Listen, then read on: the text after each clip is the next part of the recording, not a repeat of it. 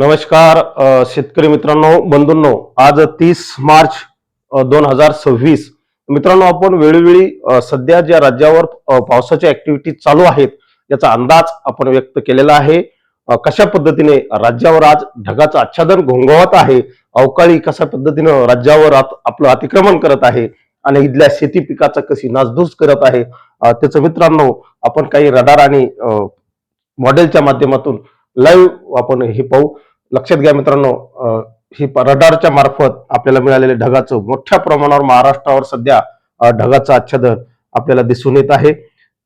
वेगवेगळ्या मॉडेलच्या आधारे जर आपण समजून घेतलं तर मित्रांनो, अगदी संपूर्णपणे घाट पुणे, अहिल्यानगर, सातारा, सांगली, त्यानंतर इकडं नाशिक, नंदुरबार, धुळे, जळगाव, संपूर्ण मित्रांनो बुलढाणा, अकोला, अमरावती, जालना, छत्रपती संभाजीनगर या सर्व विभागात, थोडस सोलापूर विभाग आणि धाराशिव मध्ये मित्रांनो आज थोड्याशा पावसाच्या कमी हालचाली आहेत. आपण पाठीमागे सुद्धा सांगितले होते की या हालचाली दक्षिण महाराष्ट्रात होणार नाहीत.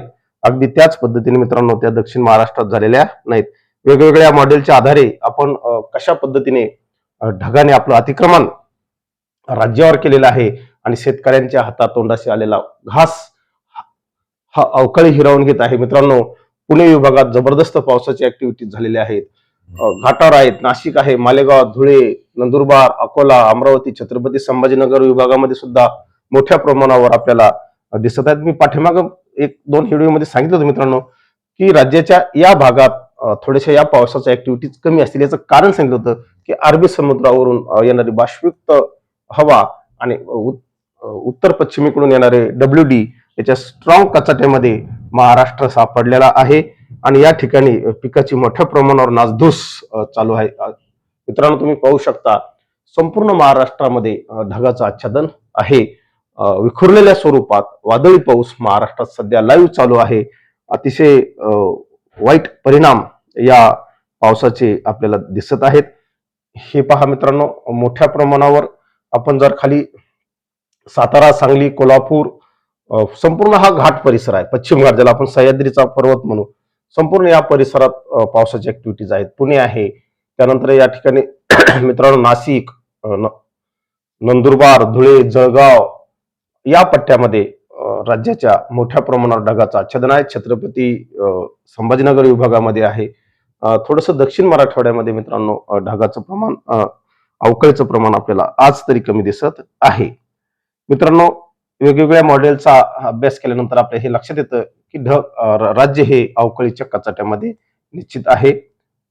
हेच या ठिकाणी सुद्धा आपल्याला मोठ्या प्रमाणावर ढगाचं आच्छादन साधारणतः 4 वाजल्याचं दुपारचं लाईव्ह चित्र होतं. मोठ्या प्रमाणावर इजा या साईडला घाटावर पडत आहेत. लक्षात घ्या मित्रांनो.